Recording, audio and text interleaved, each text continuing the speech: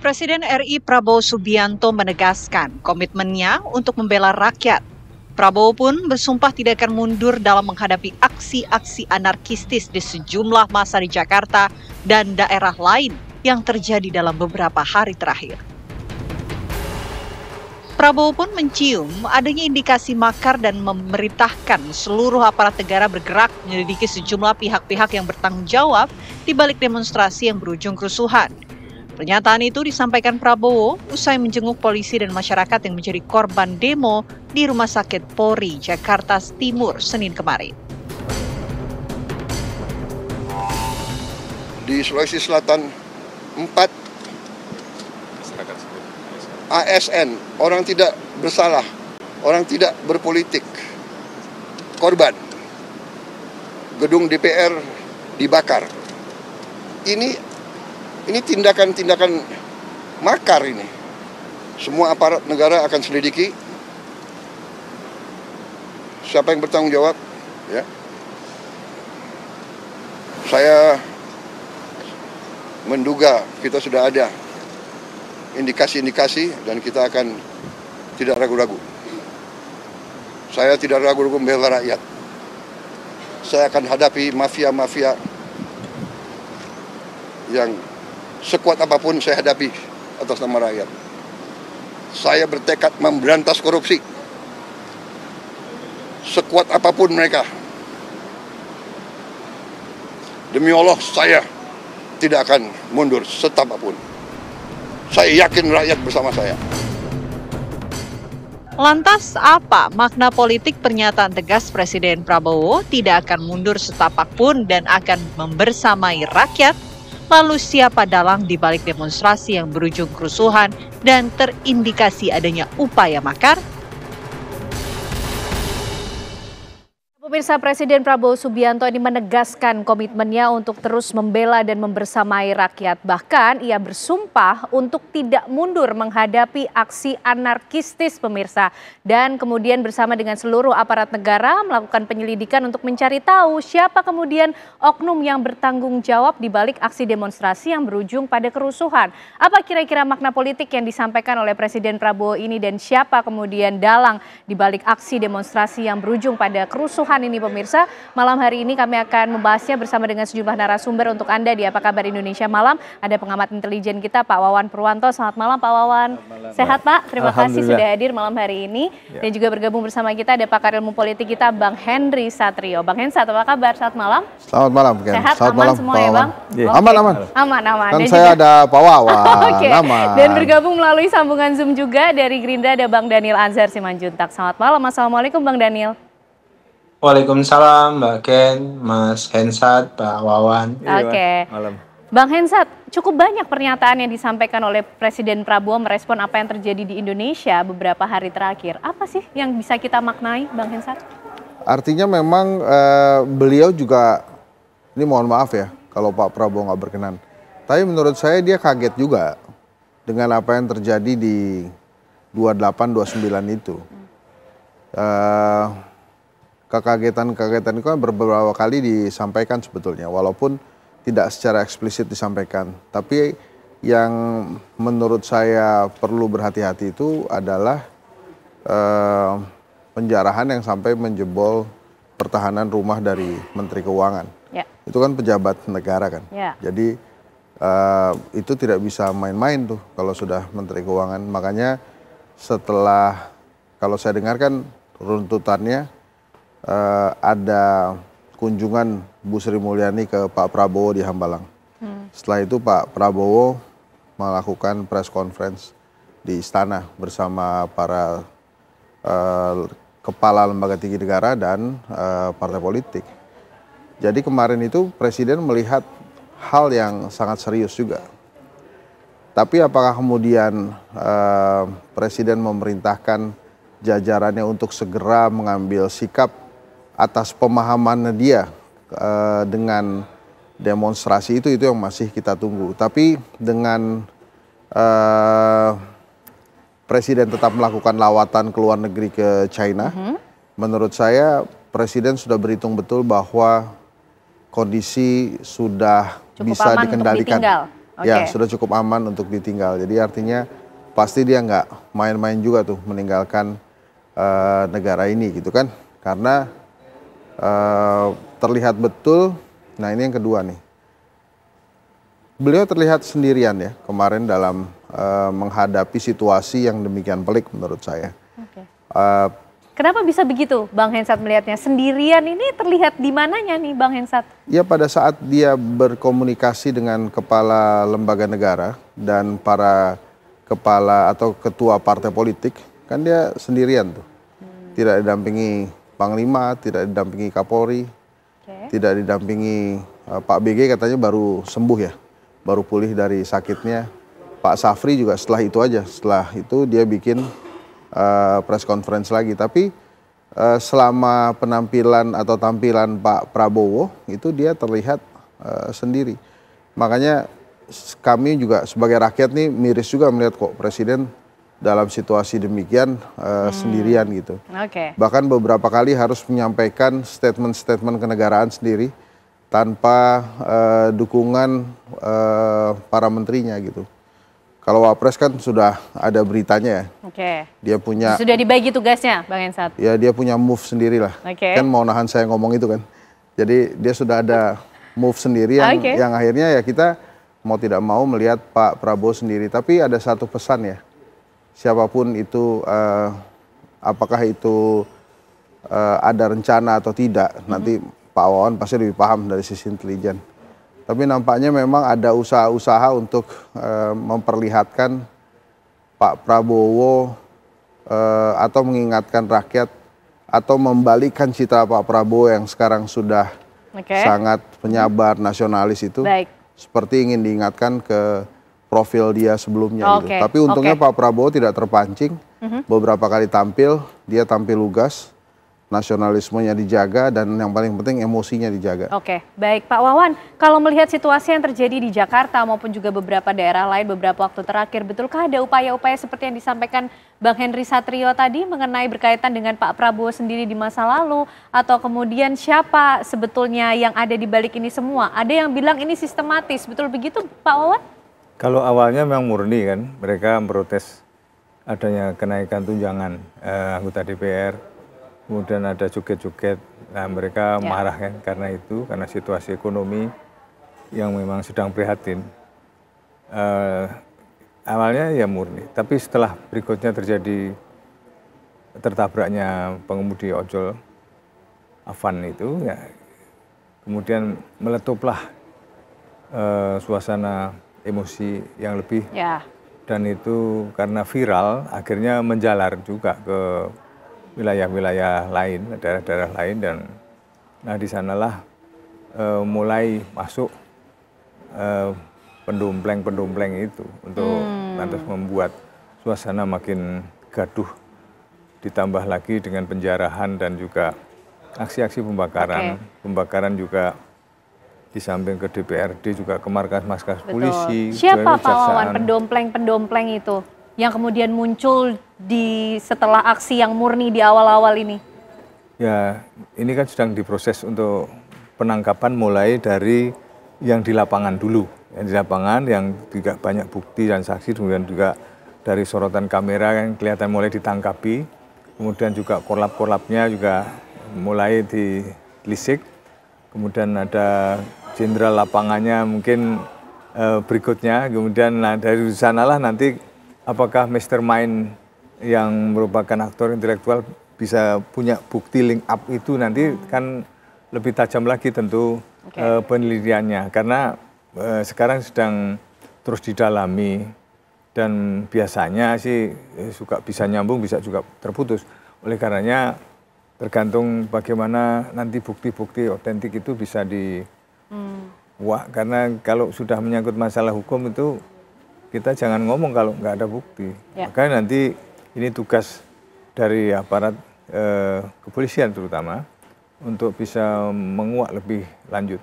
Karena memang sudah secara sistematis ya masuk mereka menyiapkan orang-orang juga dari daerah, kemudian juga sudah tersedia bom molotov, kemudian juga mercon petasan dalam jumlah besar. Sudah disiapkan truk juga dalam kegiatan penjarahan. Ya Jadi ini juga melibatkan logistik yang besar juga, kemudian juga dukungan pendanaan. Jadi tidak mungkin kalau tidak ada yang berada di balik ini ya? Iya, pasti ada. Dukungan pendanaan juga ada, Pak Wawan ya? Iya kan, yang di lapangan kan juga perlu dana kan untuk bergerak. Oleh karenanya itu nanti karena masih dalam proses penyelidikan, ya biarlah itu berlangsung di sana. Karena di dalam demokrasi itu ada 3 hal, yaitu kebebasan, kesetaraan, dan aturan. Oke, nah sampai situ dulu Pak Wawan. Nanti kita akan bahas lebih lanjut lagi, karena kita juga ingin tahu Bang Daniel, apa kemudian yang coba ingin disampaikan oleh Pak Presiden Prabowo lewat kemudian komitmennya untuk terus membela, membersamai rakyat, dan bersumpah tidak akan mundur menghadapi anarkistis. Iya, Mbak Ken, sederhana sebenarnya 2 hal yang ingin disampaikan oleh Presiden Prabowo. Pertama, demonstrasi yang murni itu beliau dukung sepenuhnya. Artinya aspirasi yang disampaikan dengan latar belakang keprihatinan, kemudian ada ketidakberpihakan atau afirmasi dari kebijakan-kebijakan yang ada, baik itu di legislatif maupun di eksekutif.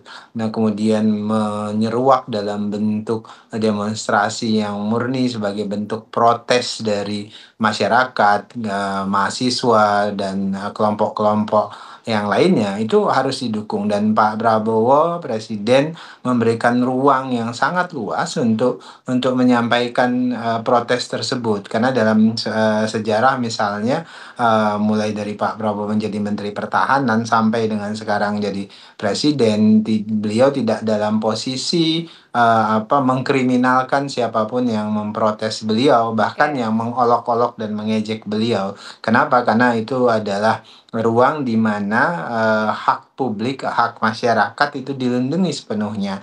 Nah, bagian itu yang ingin disampaikan oleh Presiden. Beliau memberikan ruang dan bahkan melindungi setiap aspirasi yang disampaikan oleh masyarakat, setiap protes yang disampaikan oleh masyarakat. Namun yang kedua, Pak Prabowo atau Presiden menyampaikan pesan terang dan tegas kepada para free rider, tukang tebeng dalam suasana eskalasi massa, kemudian satu peristiwa yang kemudian menyulut satu kemarahan, yang kemudian melahirkan kerusuhan atau melakukan intimidasi, teror terhadap siapapun, baik itu rakyat, kemudian pejabat publik, dan sebagainya. Dan suasana mencekam, teror, kerusuhan itu kan sebenarnya adalah bukan hanya intimidasi terhadap misalnya pejabat yang dijarah rumahnya, tapi itu adalah intimidasi terhadap seluruh rakyat Indonesia agar suasana mencekam, suasana tidak aman itu bisa diciptakan. Dan pelaku-pelakunya ini atau mastermind atau siapapun yang mendompleng inilah yang kemudian diperintahkan oleh Presiden untuk segera diungkap dan ditangkap. Kenapa? Karena ini merusak demokrasi kita, dan ini akan merusak sendi-sendi kehidupan sosial, budaya, ekonomi yang sedang kita bangun. Jadi 2 hal ini jadi catatan penting dan sikap utama dari Presiden, Mbak Ken. Baik, lalu siapa kira-kira mastermind, pendompleng, tukang tebeng tersebut, pemirsa, dari aksi anarkistis pada demonstrasi yang coba murni disampaikan pada awalnya? Usai jeda kami hadirkan jawabannya untuk Anda. Baik pemirsa, kita lanjutkan pembahasan kita malam hari ini untuk mencari tahu siapa kira-kira mastermind, pendompleng, tukang tebeng tadi yang sudah kita bahas pada segmen sebelumnya, yang kemudian menimbulkan aksi anarkistis pada demonstrasi yang awalnya berjalan murni. Bang Hensa, tadi disampaikan soal Pak Prabowo menyampaikan pernyataan tersebut, membela rakyat, tidak akan mundur, bersumpah untuk terus menghadapi aksi anarkistis sendirian. Begitu. Harusnya seperti apa? Jangan-jangan pendompleng ini senang ketika Pak Prabowo yang merespons secara langsung? Iya, pada saat Anda bicara dengan level presiden, ya Anda di level presiden gitu. Kalau Anda bicara levelnya anak STM kan ngobrolnya juga artinya Anda dari level anak STM. Jadi pada saat Pak Prabowo merespon aksi-aksi 28-29 itu, artinya mendapat tempat tersendiri si mastermind ini siapapun itu. Oke. Kecuali memang Pak Prabowo sudah tahu bahwa si mastermind ini cuma bisa diredam oleh dirinya. Gitu. Saya mencatat hanya Pak Safri aja kan, kemarin yang muncul bersama Panglima dengan Kapolri. Karena juga Pak BG baru sembuh saya dengar ya dari sakitnya. Tapi hari ini Pak BG muncul tuh. Nah tapi menariknya lagi adalah pada saat Pak Prabowo memutuskan tetap pergi ke China, artinya dia sudah berhitung betul itu bahwa aksi-aksi dalam negeri ini sudah selesai dan harusnya sudah bisa kondusif. Ini menarik lagi secara geopolitik kita bisa baca langkahnya Pak Prabowo ini luar biasa. Hari ini beredar foto seperti 4 sekawan, ada Prabowo Subianto, Putin, Xi Jinping dengan Jong-un. Presiden Korea Utara. Apa yang bisa kita baca dari movement yang dilakukan Pak Prabowo di dalam negeri sampai kemudian berpindah ke luar negeri? Itu kan kekuatan timur ya, quote and quote ya. Sehingga menurut saya seharusnya habis ini beliau pergi ke arah barat tuh. Supaya citra non-blok itu bisa terjaga tuh. Nah ini kan menarik, ini kalau kita sambung-sambungkan ya hal yang menarik juga kalau kita tarik mundur. Kenapa kemarin kalau tadi kata Pak Wawan kan dari analisanya kan seru-seru tuh. Siapa kira-kira yang menunggangi termasuk itu yang Ken bahas tadi, itu bisa ada kaitannya kenapa kemudian Pak Prabowo harus pergi ke sana gitu.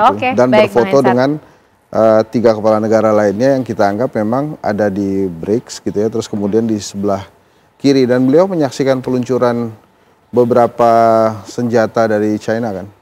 Jadi ya ini mungkin saya terlalu jauh ya merunut-runutkan, karena kan kalau di dalam negeri itu saya sih ngerunutinnya sederhana. Ada pati, kemudian ada postingan di media sosial anak STM kentang gitu ya. Kemudian muncul joget-joget dan akhirnya terjadilah gitu. Nah itu kalau di dalam negeri sih dari sisi pesan komunikasi yang kita lihat itu terutama pati dan STM kentang itu ya. Itu STM kentang itu kalau Ken nanti bicara dengan ahli media sosial ya, itu ribuan grup WhatsApp itu membaca postingan itu. Bang Hensat. Si STM kentang itu. Nanti mungkin Mas Wawan bisa, Pak Wawan bisa menyampaikan itu lebih detail ya. Nah tapi sampai situ dulu Bang Hensat, nanti ditahan dulu karena kita juga ingin tahu dari. Saya ada beberapa bab lagi nih. Nanti ya di segmen berikutnya. Karena gini Pak Wawan, betulkah kemudian analisanya ini dari perjalanan politik Pak Prabowo dari Indonesia kemudian sekarang bertolak ke luar negeri, ada juga kemudian kemarin statementnya ini berasal dari luar negeri nih penunggangnya begitu, pendomplengnya, mastermindnya. Bacaannya atau analisanya seperti apa Pak Wawan? Ya kalau luar negeri bermain di Indonesia kan memang sudah lama, dan mereka tentu juga punya agenda-agenda baik kepentingan politik maupun juga kepentingan ekonomi. Kemudian pengaruh ini kan terus ya bergulir sampai sekarang, dan seperti yang diungkap oleh Pak Indro Priyono, dan ini menjadi satu warning bagi kita untuk kewaspadaan nasional. Tapi di sana kan tidak bisa sendiri, tentu bermain dengan orang-orang Indonesia juga. Orang Indonesia. Nah, kemarin dan peristiwa yang kemarin ini kan juga pemainnya ada beberapa tentu saja, dan juga kepanjangan tangan dari mereka juga ada yang terutama sampai ke lini-lini lapangan itu kan sudah diatur sedemikian rupa. Tujuannya sampai mana sih Pak Wawan? Kemudian kan kemarin Pak Prabowo sempat memanggil juga ketua-ketua ormas, dan kita sempat juga mendiskusikan siapa kemudian yang bisa meredam ini. Otomatis siapa yang kemudian memberikan komando Pak Wawan? Kalau pertemuan dengan sejumlah tokoh memang Presiden juga lakukan, baik tokoh politik maupun juga tokoh agama dan juga tokoh masyarakat. Dan di situ kemudian juga aktivis-aktivis dan juga jumpa dalam hari ini, karena memang peredaan ketegangan ini harus melibatkan banyak elemen supaya bisa cepat ada suatu kesepahaman. Komunikasi yang baik akan menghindarkan terjadinya miskomunikasi. Oleh karenanya setelah ini dilakukan kemudian juga ada tindakan tegas dari aparat ya, bahwa kalau mereka mengekskalasi lebih lanjut kan Kalau sampai memasuki markas dan sebagainya kan ada perintah tembak di tempat. Rupanya ini juga sangat berpengaruh. Di samping juga penangkapan-penangkapan itu yang mereka terbukti, kemudian ada saksi dan bukti-bukti lapangan lainnya. Akhirnya mulailah ini ya eskalasinya reda, dan tanggal 1 yang mestinya kemarin ada demo akhirnya dibatalin sendiri oleh mereka. Kemudian ajakan demo dari kelompok muda yang dari Bekasi juga akhirnya dibatalkan.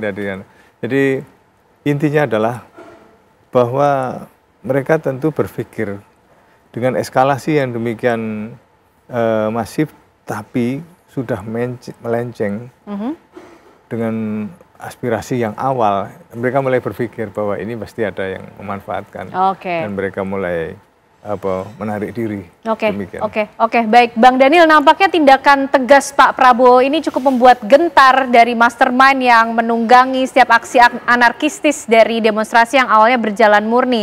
Ini analisanya sejauh ini ada di luar negeri, tapi pasti juga ada yang di dalam negeri begitu yang mengendalikan. Gimana Bang Daniel? Beberapa pihak memang terus mengembangkan perspektif yang naif ya, seolah-olah dalam semua agenda, misalnya sebutlah ke beberapa agenda disabilitas segala macam itu tidak ada campur tangan asing dan sebagainya, karena seperti tadi disebutkan oleh Mas Wawan, asing punya berbagai macam kepentingan ekonomi, politik, dan macam-macam di Indonesia, dan itu sejak dulu, dan kita harus tetap waspada terkait dengan potensi itu. Dan Pak Prabowo seringkali mengingatkan terkait dengan itu untuk membangun awareness, kesadaran publik bahwasannya kita harus sama-sama menjaga Indonesia supaya kemudian tidak mudah dipecah belah, kemudian tidak mudah dipengaruhi pihak-pihak tertentu untuk kemudian menegasikan agenda-agenda baik yang dilakukan oleh pemerintah dan siapapun yang ada di dalam negeri.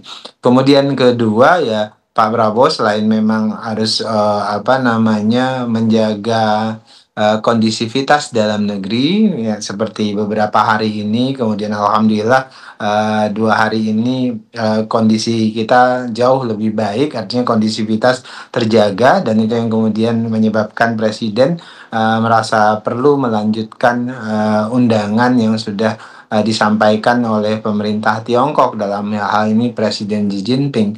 Nah, jadi dan itu adalah juga bagian penting dari agenda integral dari menjaga Indonesia itu, agar peran-peran Indonesia di tengah geopolitik dan geostrategis kita tetap terjaga. Dan Pak Prabowo memainkan peran yang sangat penting untuk membangun eksistensi kita dalam pembangunan di dalam negeri terutama. Oke, baik. Sampai sejauh mana sih kemudian kepentingan yang dijadikan motif dari mastermind ini menciptakan aksi anarkistis di Indonesia? Apa tujuannya pemirsa? Kami hadirkan pembahasannya untuk Anda usai jeda. Baik pemirsa, kita lanjutkan pembahasan malam hari ini menyikapi melihat bagaimana sikap dari Presiden Prabowo yang ingin menindak tegas dari aksi anarkistis di balik demonstrasi yang berlangsung di sejumlah daerah. Pak Wawan, ini di sosial media juga begitu ramai ya Pak perjalanan dari aksi demonstrasi ini, termasuk dari aksi-aksi penjarahan begitu, sampai menemukan alamat detail Pak dari para pejabat publik, Menteri Keuangan ataupun sejumlah nama lah. Nah, ini gimana mereka kemudian bekerja, si mastermind ini bekerja, apa yang dituju sebetulnya Pak Wawan? Ya, mereka munculnya ini kan ada yang tahu, mesti dari orang-orang yang paham betul posisi rumah, ataupun ada juga yang punya 2 rumah, ada juga yang keliru rumah mantan suami. Nah, ini kan, tapi kan ada upaya untuk menunjukkan dari mereka. Dan sekarang itu medsos ini kan begitu terbuka. Kalau misalnya ada satu nanya, ada yang satu tahu, langsung ngasih tahu, bahkan nge-share. Seperti itu yang terjadi. Di era sekarang sesuatu sulit ditutupi, apalagi kalau cuman alamat rumah. yang namanya hal-hal yang lebih dari itu juga bisa dibuka. Bahkan ada yang dibuka masa lalunya. Yang dibuka di sebar sedemikian rupa secara detail dari sejak muda. Ini di situ, Ibu. Kemudian yang ketemu di semua diungkap. Kadang-kadang memang kelewatan ya, dia kan suka juga mengandung sesuatu yang mestinya tidak dibuka ke publik. Okay. Nah, apa yang dituju kan, sih Pak dari si aktor intelektual di balik semua aksi anarkistis ini, Pak Wawan? Artinya gini, kalau yang mengapa tadi tahu tuh alamat, ada yang nunjukin lah alamat-alamat itu dari masing-masing. Kalau aktor intelektual apa yang ditujukan motif tadi, motifnya ada ekonomi, ada motif politik. Nah sekarang ada juga kekecewaan terhadap kebijakan pemerintah misalnya. Tapi memang kebijakan pemerintah tidak bisa memuaskan semua pihak. Pasti ada satu kebijakan, pasti ada yang merasa tidak diuntungkan. Nah ini kemudian juga ada yang tidak terima. Baik Pak Wawan. Seperti itulah kira-kira motif ekonomi maupun politik. Begitu. Bang Hensat, singkat mungkin, pesan tegas seperti apa yang kemudian harus disampaikan oleh Pak Prabowo lagi untuk betul-betul menjaga kondisi ini semakin kondusif dan aman? Sebetulnya begini ya, ada level of message ya yang harus disampaikan oleh Presiden sebetulnya. Jadi ada pesan yang disampaikan ke rakyat, ada pesan yang disampaikan ke aparat penegak hukum. Itu pesannya nggak bisa sama tuh. Jadi pada saat dia bilang saya akan tindak tegas, nah itu buat rakyat, mungkin rakyat cuma tepuk tangan tuh, wah keren presiden gua nih, ini presiden saya ini tegas. Tapi aparat bisa jadi menerjemahkannya lain. Tindak tegas itu bisa jadi tindak di tempat, ditindak di tempat saat itu gitu. Saya nggak berani bilang tembak lah. Tapi ditindak di tempat saat itu. Jadi maksud saya saat ini apa yang disampaikan oleh Pak Prabowo itu sudah pas sebetulnya. Minimal untuk menjaga stabilitas kondisi saat ini kan. Tadi Pak Wawan sudah bilang tuh nggak ada lagi yang berani demo gitu. So jadi kalau dengan pertanyaan Ken tadi, menurut saya saat ini Pak Prabowo harusnya lebih banyak bicara tentang respon dari tuntutan yang 10 plus 8 itu kalau saya nggak salah. Atau 7 plus 8 gitu, 17 plus 8 ya. Nah itu aja yang disampaikan, terutama kan yang paling sering didengungkan adalah RUU perampasan aset gitu ya, dan tunjangan-tunjangan lain. Tapi kalau Ken lihat beberapa hari ini di Jakarta plup-plup tetot-tetot tuh udah nggak ada tuh. Saya nggak tahu kalau Bang Daniel masih pakai nggak plup-plup tetot-tetot. Bang Daniel, ini Presiden harus menjawab tuntutan-tuntutan rakyat dan juga mengkomunikasinya supaya tidak terlihat sendirian menghadapi ini semua. Singkat Bang Daniel, silahkan. Iya, kan dari kelompok ormas Islam, kelompok lintas agama, semua pihak menyampaikan hal yang serupa. Jadi mengamplifikasi tuntutan-tuntutan yang disampaikan oleh para demonstran murni. Dan beberapa hal segera mungkin diwujudkan Pak Prabowo, dikoreksi oleh Pak Prabowo, bahkan mengundang partai politik untuk segera melakukan self-correction terhadap apa yang dituntut oleh demonstran murni, dan itu disegerakan oleh Pak Prabowo. Dan salah satunya memang undang RUU perampasan aset, yang itu kemudian juga dinyatakan Pak Prabowo beliau akan dorong dan meminta agar DPR juga ikut mengakselerasi terkait dengan rancangan undang-undang perampasan aset ini.